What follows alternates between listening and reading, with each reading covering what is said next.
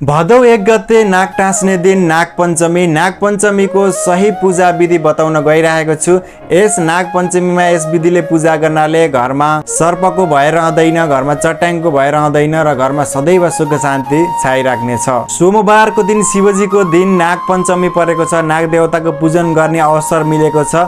पक्कै पनि यस विधिले पूजा गर्नु होला र यो भिडियोलाई सेभ गरेर राख्नु होला र यदि बाहिरदेखि हेर्दै हुनुहुन्छ भने आफ्नो इष्टमित्र परिवारलाई यो भिडियो सेन्ड गर्नु होला। पहिलो नम्बरमा हजुरले गाईको गोबर लिएर आएर 2टा नागनागिन बनाउनु पर्ने हुन्छ। गोबरले 2वटा नागनागिन बनाइसकेपछि हजुरले दियो कलश गणेश पूजन गरिसकेपछि हजुरले दुबो, कुश, दही र सिन्दुरले नागनागिनको पूजा गर्नुपर्ने हुन्छ। भदौ महिनामा नागको शिर पूर्वतर्फ हुने कारणले गर्दा 2वटै नागनागिनको शिर हजुरले पूर्वतर्फ फर्काएर आफू पनि पूर्वतर्फ फर्केर पहिलो नम्बरमा दियो पूजा गरी गणेश पूजा गरी र कलश पूजा गरेपछि हजुरले नाग देवताको पूजा गर्नु होला। ढोकामा टास्नको लागि लिएर आएको नागको फोटो पनि हजुरले साइडमा राखेर नागको फोटोलाई पनि नाग सँगसँगै पूजा गर्नु होला। पूजा गरिसकेपछि हजुरले धूप दीप नैवेद्य गर्नु होला। धूपमा सकेसम्म कोइलाको नै धूप घिउ हालेर धूप गर्नु होला। सकेसम्म अगरबत्ती नजलाउनु होला, किनकि नाग देवताले अत्यन्तै हाड गन्ध भएको धूपको बास्ना सहन नसक्ने कारणले गर्दा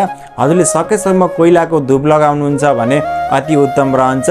हुँदैन भने अलि परैबाट घुमाएर अलि टाढा हजुरले त्यस धूपलाई राख्न सक्नुहुन्छ। दीप बाल्दा पनि हजुरले सकेसम्म नजिकैबाट घुमाउन भन्दा केही 1 हात परबाट दीपलाई हजुरले घुमाउन सक्नुहुन्छ। र नाग देवतालाई नैवेद्य दिँदा यी कुराहरू ध्यान दिनु होला। कहिले पनि तातो नैवेद्य नाग देवतालाई नदिनु होला र नुन र अमिलो मिसाइएको नैवेद्य पनि भोग नलगाउनु होला। गाईको काँचो दुध अवश्य पनि चढाउनु होला। तत्पश्चात हजुरले नाग देवतालाई ढोग गरेर आशीर्वाद लिँदै त्यस नाग देवतालाई हजुरले ढोकाको बीच भागमा टाँस्न सक्नुहुन्छ। र नाग टाँसिसकेपछि त्यस दिनभरि गर्नै नहुने कार्य के हुन् भनेर मैले केही क्षणमा भिडियो हाल्ने छु। मलाई फलो गरेर साथी बनाउनु होला।